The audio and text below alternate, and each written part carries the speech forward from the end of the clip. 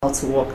But then I'd say I don't think our children should be at the receiving end of these things. Fine, we say we make this money so that they can, they can look good, eat good food, wear good clothes.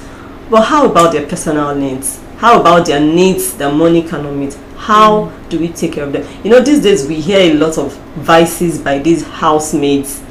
I have my own personal experiences, and I just got to the point where I knew, no, I can't do this anymore. I just have to quit.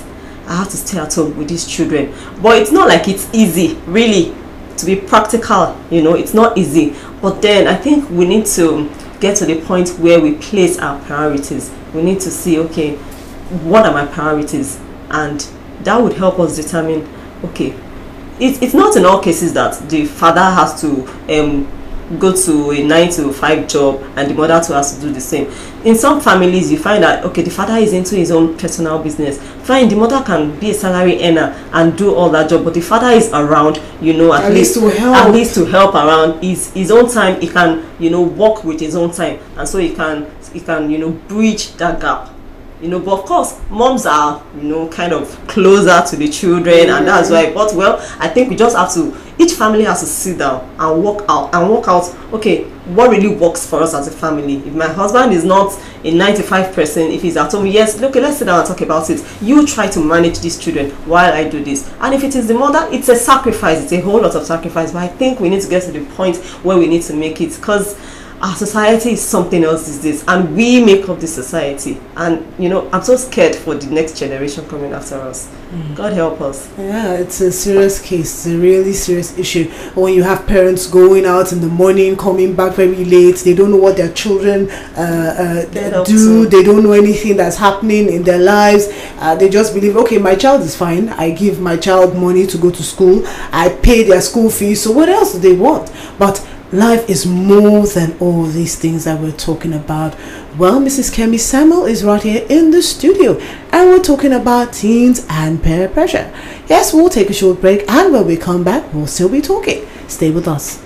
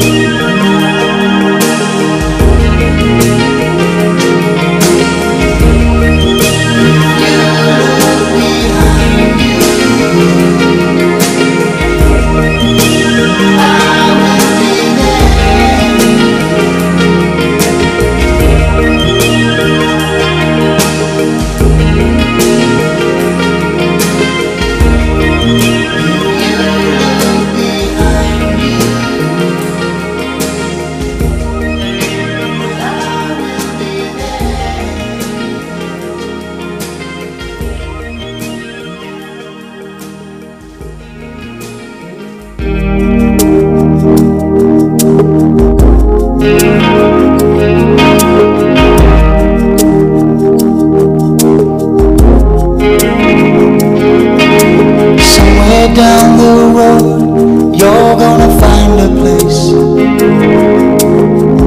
It seems so far, but it never is. And you won't need to stay, but you might lose your strength on the way.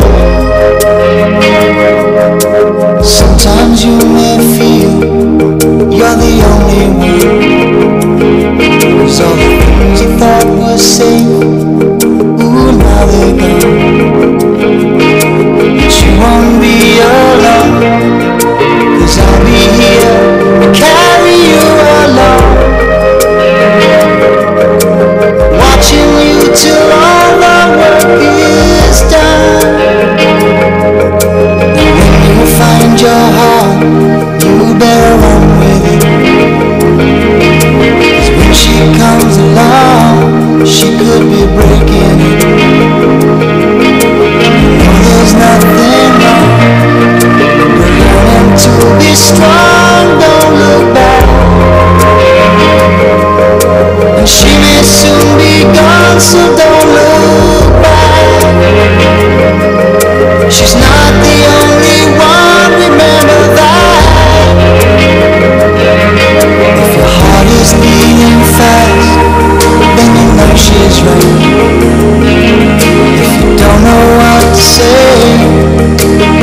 that's alright. Don't know what to do. Remember, she is just as scared as you. Don't be shy, even when it hurts to say. Remember, you're gonna get hurt someday anyway. And you must lift your head and keep it there. Remember what I said.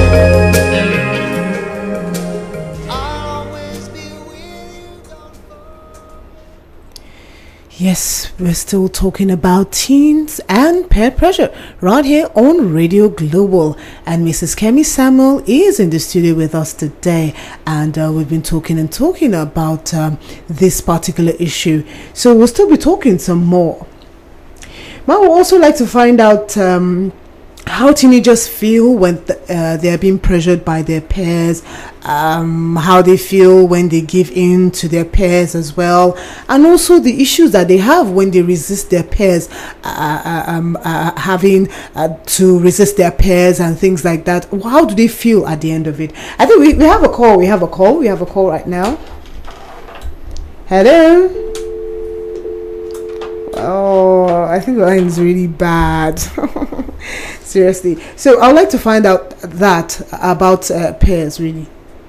Okay, would be looking at that from the negative point of view of peer pressure. Because if it's positive, it's all good. You know, if you are challenging me, you are putting pressure on me to do the right things. Of course, everybody likes doing what is right. You know, you feel good when you're doing the right thing. But when it's negative, a lot of feelings are involved. First of all, because the first thing is a child. How does a child feel when he or she is in his home? Does he have any relationship? Does he have a good relationship with mom and dad? I'm not talking of the hello mom. Hello. Hello, can you hear us? Hello? Hello? Oh, I think the line is really seriously breaking. Okay. I just believe that, the caller on the line will please call us back very soon. Thank you very much for your efforts. Someone we're listening? Yes. It's not the kind of relationship, hi mom, hello mom, oh, how was your day? Fine. And that's it. No. Do you, as I said earlier. Hello? Hello? Hello, good afternoon. I can hear you. Okay. Good afternoon. What's your name and where you're calling us from? Good afternoon. There's a program running on your radio currently.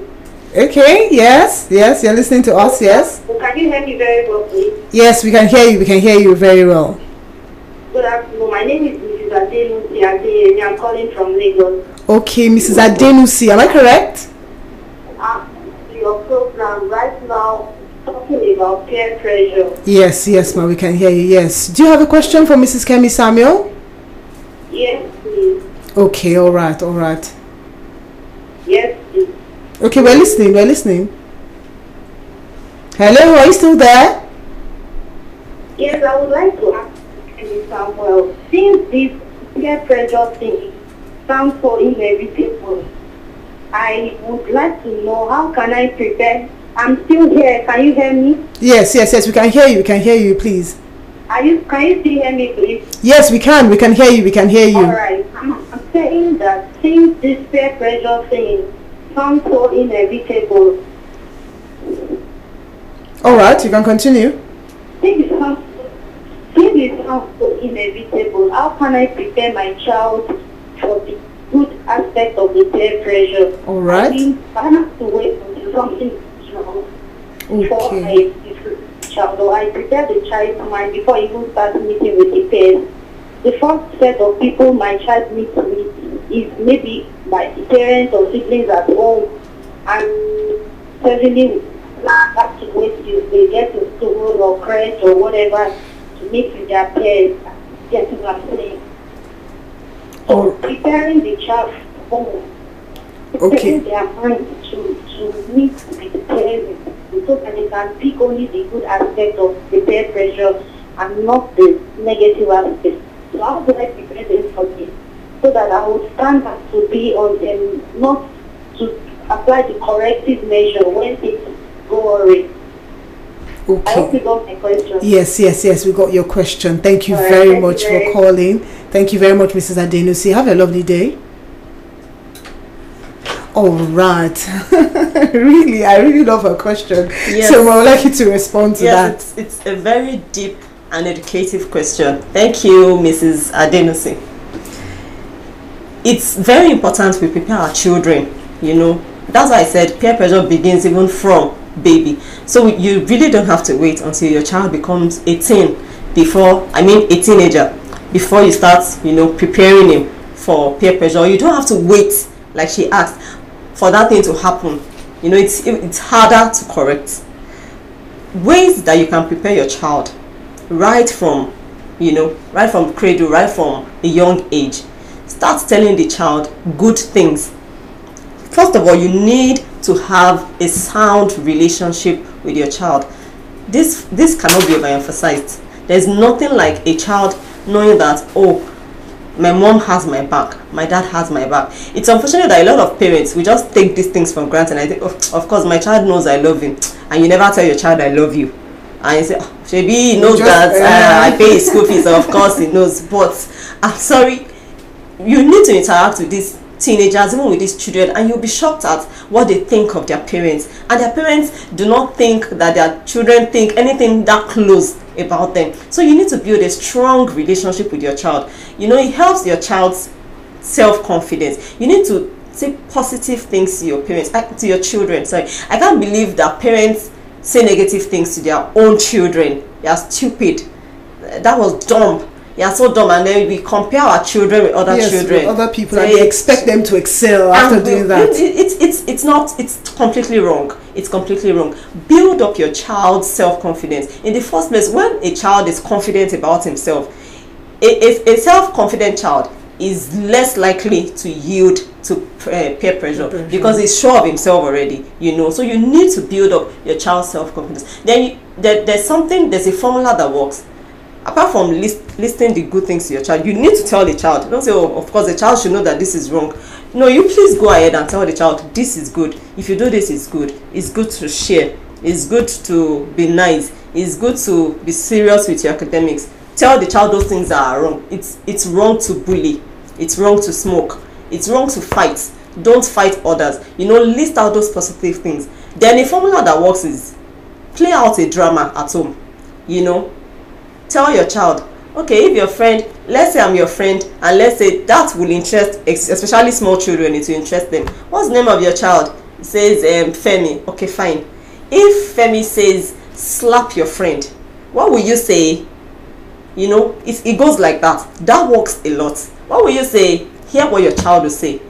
Then you know, okay, which area am I supposed to work on? If your child says, I will slap him, I will slap my friend, then you know you have a lot of work to do. So you need to know how to start correcting your child and to start tuning his head in the right direction. And if he says, no, I will not slap, so why would you not slap? Because it is not good. Then you keep, you know, hammering on it. You know, you keep building up on it. So it's actually better, you know, like she said, or like she asked, that it is better to build up your child, train your child at home, build up the child's self-confidence, so that when he gets out there, he's even bold, he's sure of himself, and is less likely, you know, to yield to peer pressure. Peer pressure, all right.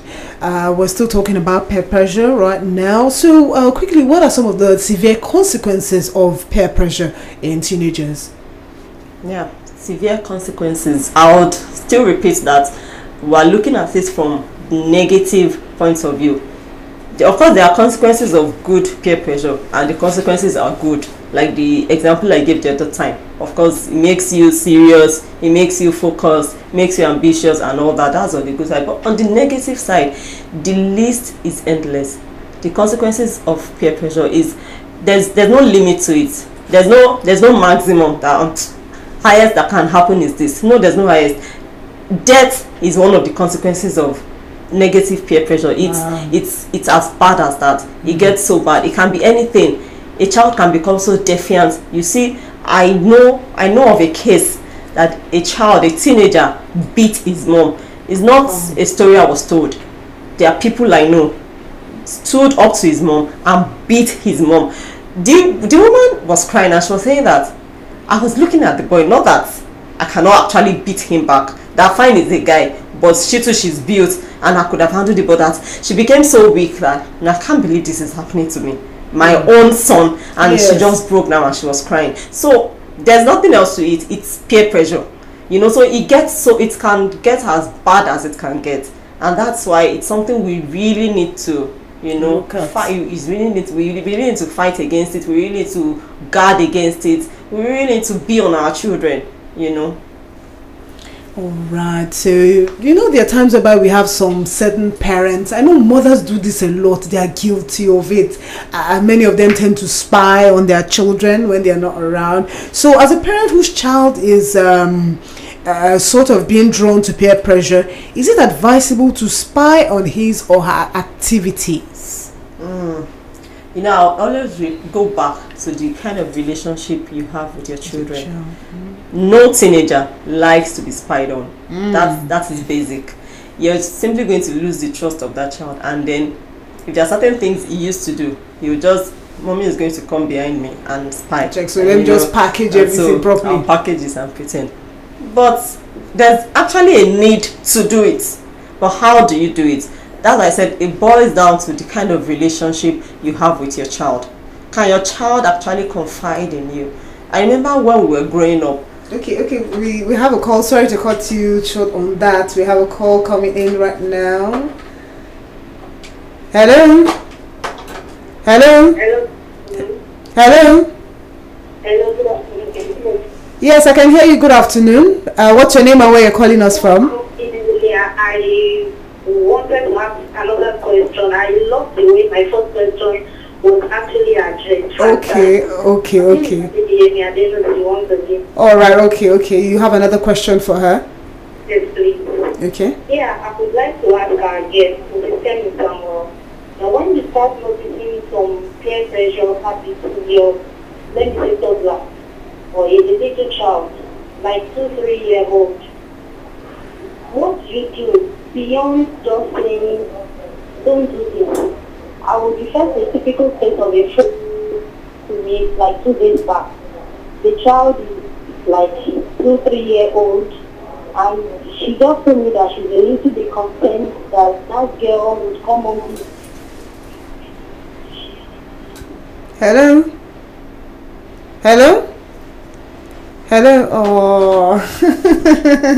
Oh, seriously, into that question and we lost it. But I believe you were able to get what she was trying to say. She was talking about little children. Yes. For little children, really, I think what I was trying to say the other time, that you list out the good things and the bad things. Particularly for little children, I was talking about human nature the other time. For human beings, when you say don't do this, that is particularly where we want to do it. It's funny. And especially for little children, when you say don't go there, you have only said go there and find out why they are asking you not to go there. So when you are dealing with little children, we need to reduce the negatives. What I mean by that is this: you need to reduce the don't do this, don't do that. We don't want them to become robots, and then when you keep saying don't do this, don't do that, you're only making them very curious. Okay, why should I not do this? I really and you're not giving me any answers. You're not giving me any reasons why I shouldn't do it. Rather try to, you need to build up on the positive sides of life for a child, so that the negative sides, keep going into oblivion gradually. I don't know if you understand what I mean by that, Mrs. Adeyemi. I don't know if you're getting I think she's calling back now. She still has something else to say. Hello? Hello, can you hear us? Hello? Oh, we lost her. I hope you'll be able to call back Mrs. Adenusi. And we just want to finalize on what she was trying to say. Yes. So try to be more positive with a child, rather than don't do this, don't do this, don't do this. Look for ways around to make the child say that, okay, doing this is actually negative, but I really don't have to say don't fight. The other day I cut my leg because I was playing around with them in the house, and they saw it. I didn't actually mean to go to that extent, but I wanted them to see how playing so rough, because they are guys and they play so rough, and I needed to let them see that, okay, playing this rough can actually get you injured. And so I got into the play with them, and I got caught so bad. A sharp object just caught my leg, and everybody just stood still. And mommy sorry, okay, well, I didn't mean to go that far, but I got my point across. That's just an example. They just thought, okay, so playing this rough can actually lead to an injury. So try to build more on the positive rather than on don't. And children, for one, live by example. They learn by example. If you are the kind of parents that do what I say but not what I do, I'm sorry, you're on the wrong footing entirely. So they need to see you do those positive things, and they learn fast from seeing you do things rather than on what you say. Okay, so we'll just quickly take the call from Mr. Denisi, because I think she still has some other thing to tell us. Hello? The line is very bad this afternoon. Oh, seriously, we're very sorry about that. So quickly, can you just get the point to Mrs. Samuel? Very well, please. Okay, can you just quickly just get the point straight to her, so at least she understands what you're trying to say? Because she has answered your question to some extent, but I don't know if there's any other thing you would like to tell her. Oh, that means the line is really, really bad. So back to what you were saying concerning parents spying on their children. That's another serious issue. Yes. So I was saying they actually need to spy. But how do we do it? Do we do it in such a way that we get the child completely pissed off and it becomes a pretender? Or are there ways we go about it? And that's why I say we can't. That question, I can't answer it in isolation. I can't just say, oh, spy on your child or don't spy on your child. It goes back to what kind of relationship do you have with your child. And I was going to cite an example of when we were growing up. Immediately after me is a girl too. So, and I'm the first child. And so you know how it is with girls. And so my mom used to get so down to earth with us, especially on sex education. And a lot of times we are even embarrassed, and she will use herself as example. She will go into all kinds of details, and there's no how. You will just talk. You will just she just wanted you to keep talking. And so many questions that as a teenager you don't want to ask, because you don't want your mom to feel that, oh, why would you ask that kind of a question? Are you getting out to something? So we felt so free to ask her, and we were so educated sexually, as in we knew so much about it because my mom really delved into it. And so that kind of a parent can actually spy on the child and go through, say, let me see your phone. Who are your friends? This like girl is fine. This girl is fine. What are you doing with her? And even when you do that, because they are not dumb, they know you are stylishly asking. After a while, just call the child. It's very important. I tell the child, I do not mean to spy on you, but I care about you. I just don't want you to make mistakes. See, there is no such child, no matter how crazy it can be. You would understand. So we need to spy, but we need wisdom on how to go about it. And then we need to build a relationship. You don't have a relationship with the child. He knows all you do is, how was school? Have you eaten? Okay, bye. And tomorrow you pick up my phone. Of course, there's going to be a big fight. But of course, if we gist, we relate, we play, it's easy for me to get into you. Yes, and get information from you. Without you being offended or anything. Without you being offended. Okay, all right. We've been talking a lot about teenagers and peer pressure. When we come back from this break, we'll be rounding off. So don't touch that dial. We're still right here for you on Radio Global. But it never is. You won't need to stay, but you might lose your strength on the way. Sometimes you may feel you're the only one, 'cause all the things you thought were safe, ooh, now they're gone. But you won't be alone, 'cause I'll be here to carry you along, watching you till all the work is done. And when you find your heart, you better run with along, she could be breaking it. You know there's nothing wrong. You're learning to be strong, don't look back. And she may soon be gone, so don't look back. She's not the only one, remember that. If your heart is beating fast, then you know she's right. If you don't know what to say, well that's alright. Don't know what to do, remember she is just as scared as you.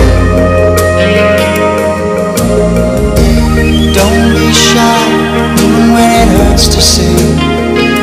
Remember, you're gonna get hurt someday.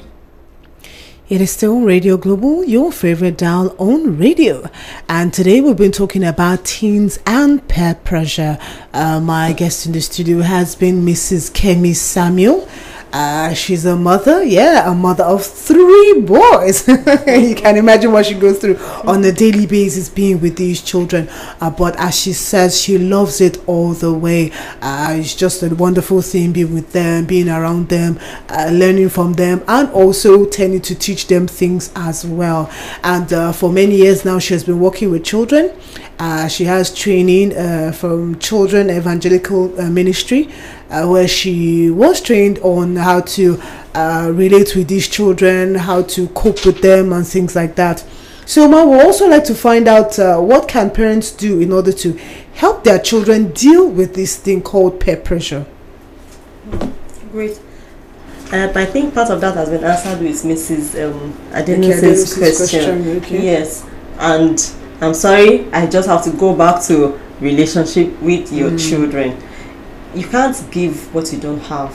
If you and I don't have a relationship, you can't come and give me relationship tips. If you don't even have a relationship with me as my mom or as my dad, how then do you expect me to listen to you when you want to tell me how to relate with my children? So please, parents out there, please and please, I know we are busy, Lagos is hectic, all this and that, we need to feed, we need to pay the bills, yes, but I also think we don't have to lay the lives of our children down, you know, for these bills to get paid. Their lives are equally important and they are our tomorrow. So it's like if we abandon our tomorrow today, then what happens to us tomorrow? We don't want to go out there and they are pointing to us, oh, that's the mother of that criminal, or you know. So it's very important that out of our busy schedules, we create time to listen to these children, to be with them, to study them, to know your child. A lot of us don't even know what our children are capable of doing, and when they write a report from school, that says, really? So you did this? I mean, that's the height. You should know your child, so that even when a wrong report is written about your child, you can boldly say, no, this is not my child. Or you can say, okay, yes, I know you can do this. We should know our children. It's after we build a good relationship with them, that's when it's easier for us, you know, to help them out of peer pressure. It goes beyond telling them what to do and what not to do. The first thing that pushes a child out there is the need for validation. That is why a child will easily succumb to peer pressure. He wants to know he's also cool. He wants to belong. He wants to fit in. I tell people that for every outing a guy takes me to, I refer to my dad, because my dad makes sure that he takes us out first. The first outing I've ever gone to my life was my dad. I don't know where a guy wants to take me to. Before I got married, I said, let me take you. I'm like, okay, so where do you want to take me to? I've been there with my dad. So let's validate these children. It means a lot to a child. You know, I'm proud of you. I love you. I care about you.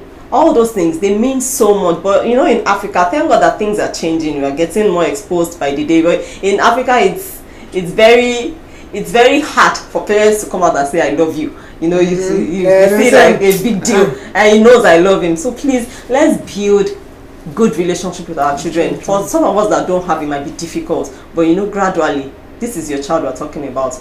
Build a firm relationship with your child. And then for children that have gone so deep into it, that's the first step in recovering your child. And then, gradually you can get your child back, by getting involved with him, telling him, okay, this is not really nice, this is nice, living by example most of all.